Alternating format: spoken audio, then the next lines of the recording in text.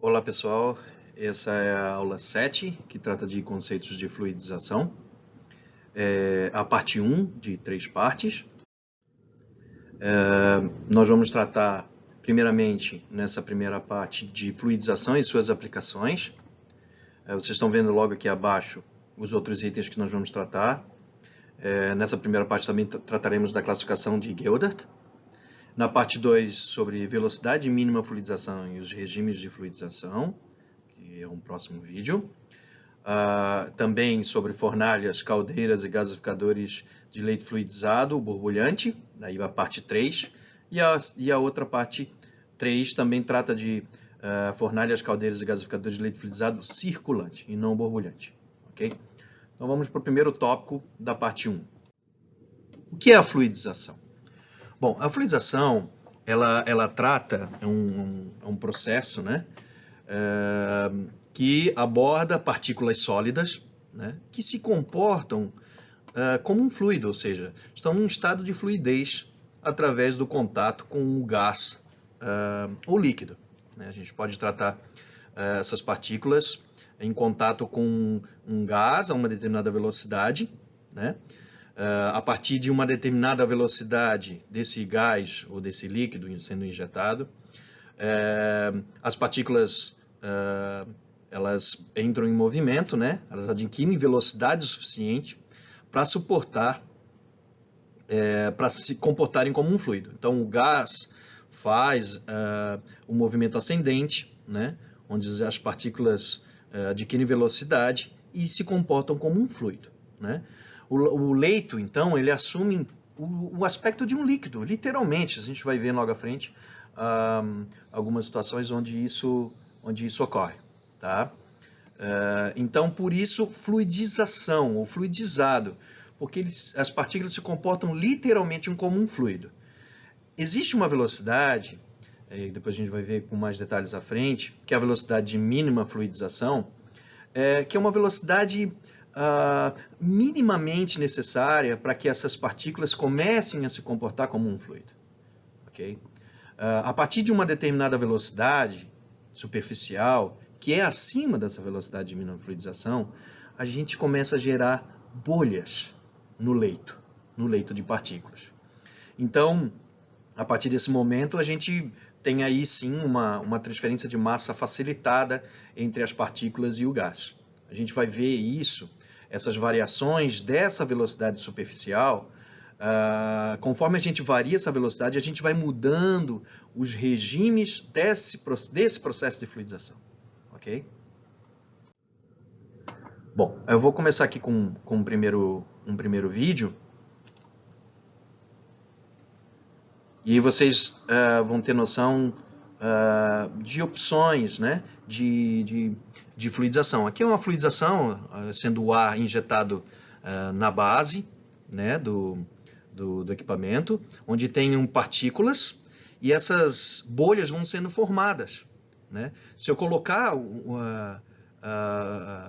peças ou qualquer item que seja mais denso que o próprio leito de areia que a gente vê, ele vai afundar porque o ar está sendo injetado, ele cria um espaçamento de vazios, a gente chama de fração de vazios, e aí, como ele se comporta como um líquido, como um fluido, esses sólidos, essas peças elas são imersas. Esse é o intuito, né? A gente cria esse movimento entre as partículas, as bolhas são geradas e a transferência de massa ocorre da bolha para o sólido. Né? E aí ocorre o processo, né? Seja ele reacional ou não. A gente mais para frente vai ver algumas aplicações. Aí a gente vê, por exemplo, um leito que era fixo, estático, e à medida que a gente vai inserindo o gás, né, na base, vão formando as bolhas, vai ganhando uma fração de vazios entre as partículas, né, elas vão sendo espaçadas e esse leito fixo passa a se comportar como um leito fluidizado. Esse é um dos princípios básicos aí da fluidização. Aqui a gente consegue ver muito bem a formação de bolhas, né? O que é muito interessante para o entendimento. Bom, mais um exemplo aqui de fluidização, né? Borbulhante aqui, né? Olha aí, exemplos claros do que a gente já viu anteriormente. A gente consegue verificar, ó, um frasco com menor densidade, claro, ele vai flutuar, né? É o mesmo princípio também aí da água, enfim, olha aí. Um item de menor densidade, ele emergiu, né, do leito de partículas. Isso é muito comum, tá, gente? Isso aqui são vídeos reais, é muito interessante a gente conseguir enxergar isso. É o que acontece em vários processos, tá? Que processos? Processos de secagem, processos de mistura, processos de recobrimento, aglomeração de pós, aquecimento e resfriamento de sólidos, a indústria farmacêutica, questão de congelamento, limpeza de superfícies, que a gente vai tratar um pouquinho também da questão da combustão e gasificação, um processo de conversão térmica, geração termoelétrica e etc. Então são várias aplicações que a gente tem nesse processo de fluidização. Aqui é um exemplo claro de uma aplicação.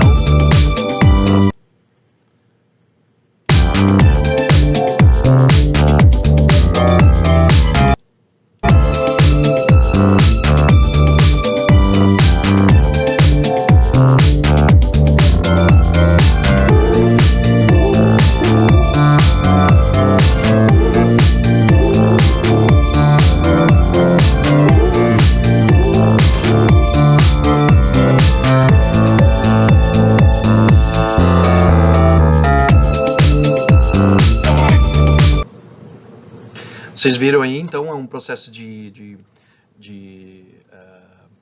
pintura, né, com superfície, e aqui era um leito fluidizado com a tinta, e aí tem o pó disperso, né, nessa tinta, e isso melhora a homogeneidade da pintura, é mais um exemplo aí de recobrimento de superfície. Aqui é um processo de secagem. Nesse processo de secagem, um exemplo típico de secagem de grãos, por exemplo, onde nós temos aqui o soprador, né? Nós temos um pré-aquecedor, aqui a distribuição de ar, né? E aqui o suporte poroso para distribuir bem o ar. E aqui o corpo do secador. Se a gente alimentar isso com grãos, isso é muito comum, tá, gente? Isso acontece muito em secagem de materiais, o processo de fluidização é bem aplicado para isso.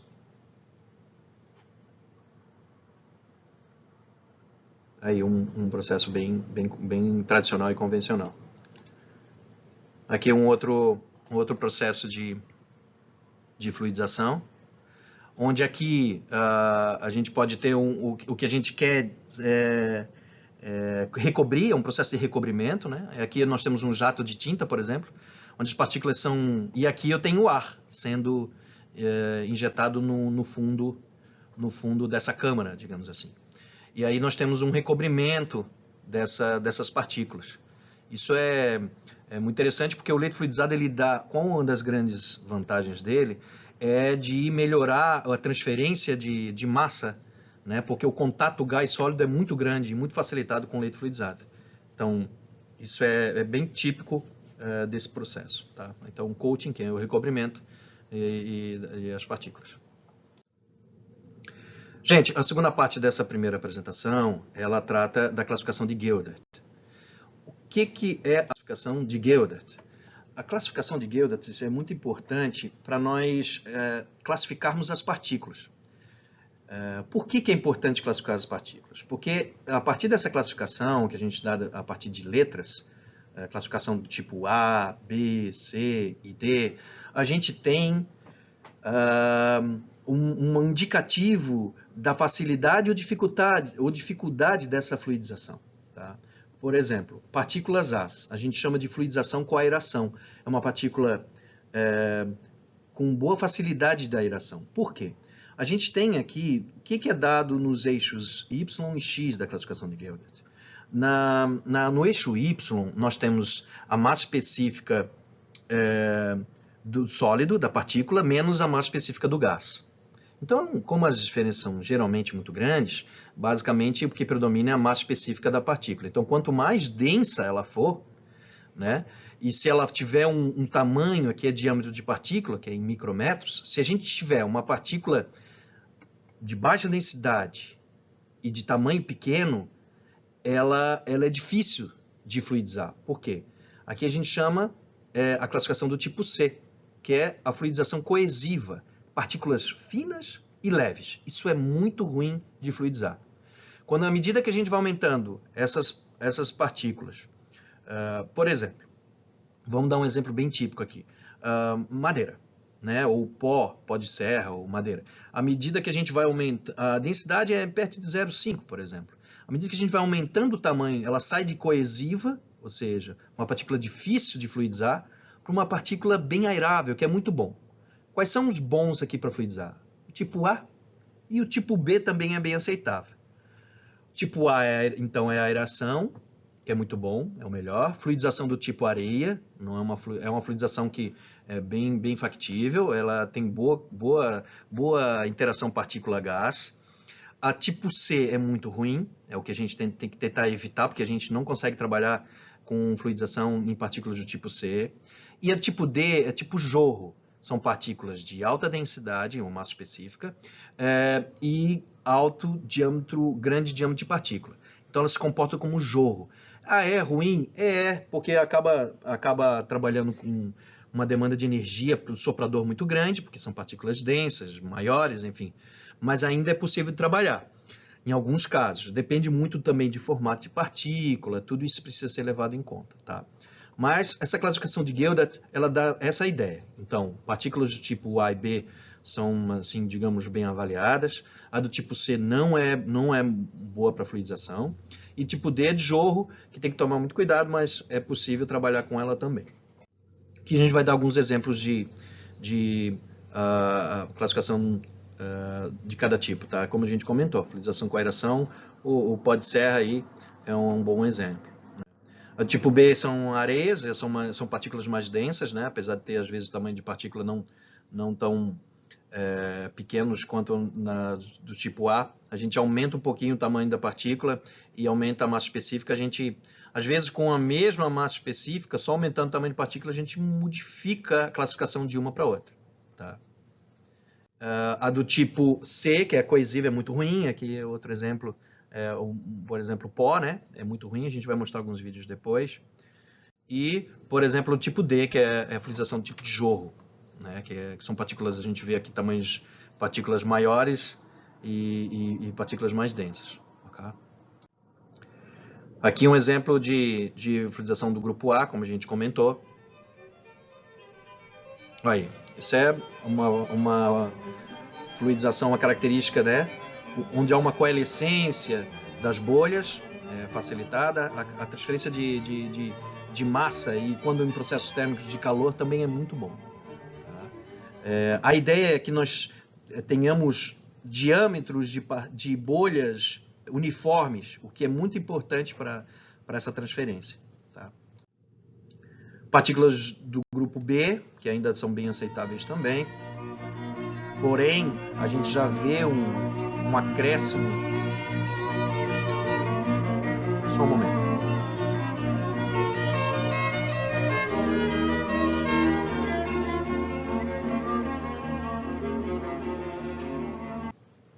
A gente já vê um acréscimo aqui do diâmetro das bolhas, né? A gente já percebe. Então, elas não são tão boas quanto partículas do grupo A, porque as bolhas, quanto menor a bolha e mais bem uniforme ela for, é mais interessante para a transferência de massa. A gente já percebe isso, né? Por conta da área superficial. Melhor vai ser essa transferência, lembrando que é sempre a transferência da bolha para o sólido. Então, a gente vai ver mais para frente, na nossa próxima aula da semana que vem, que nós precisamos, existe uma resistência à bolha, envolto à bolha, que dificulta essa transferência de massa da bolha para o sólido, que é onde as coisas acontecem, correto? A gente vai ver isso em detalhes. Aqui, essa aula é uma aula bem ilustrativa para vocês pegarem um conceito, porque também vai ter uma atividade relacionada a isso, ok? Então, o grupo B realmente ainda é bem aceitável, porém a gente já não tem bolhas uniformes, né? E a gente tem que tomar cuidado para não cair realmente em uma transferência de massa não muito interessante. A distribuição também é muito importante. Se a gente não tiver um distribuidor bem dimensionado, a gente pode ter problemas também.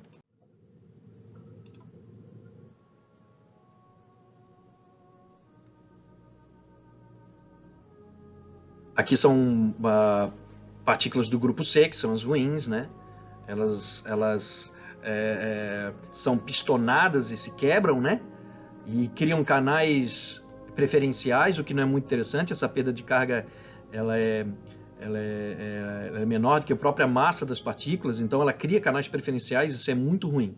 Então, partículas do grupo C, como a gente comentou, são as indesejadas para a fluidização. A gente não vê uma uniformidade e vê que o processo é inviável de operar com essas condições. O que a gente deve fazer nesses casos?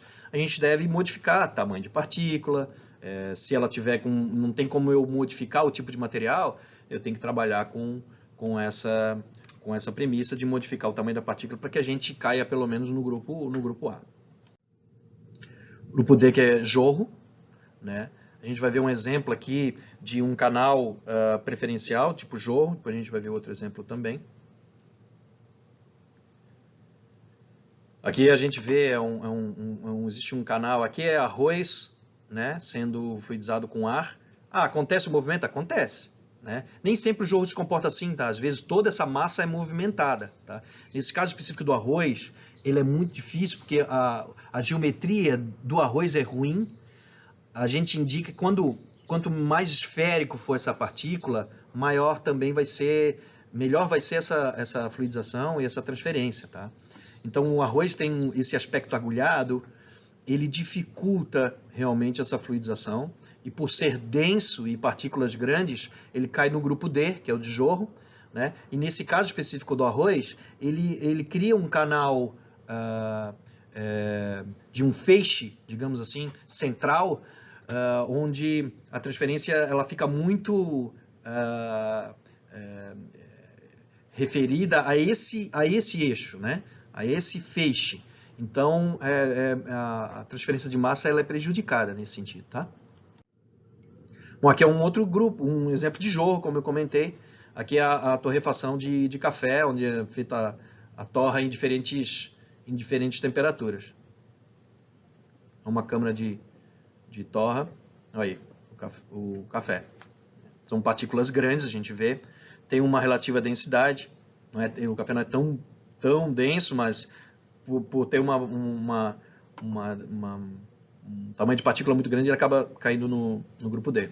O café é um exemplo típico de que a gente pode ter, provavelmente, uma varredura de todas as faixas de grupos, se a gente for alterando somente o diâmetro de partícula. Tá? Então, jorro, dá para operar? Também dá, mas é mais complicado, a transferência também é um pouco comprometida, mas é possível. O que acontece? Com partículas, com materiais muito densos, a gente tem que diminuir o tamanho para que o processo seja possível de ocorrer em um leito fluidizado.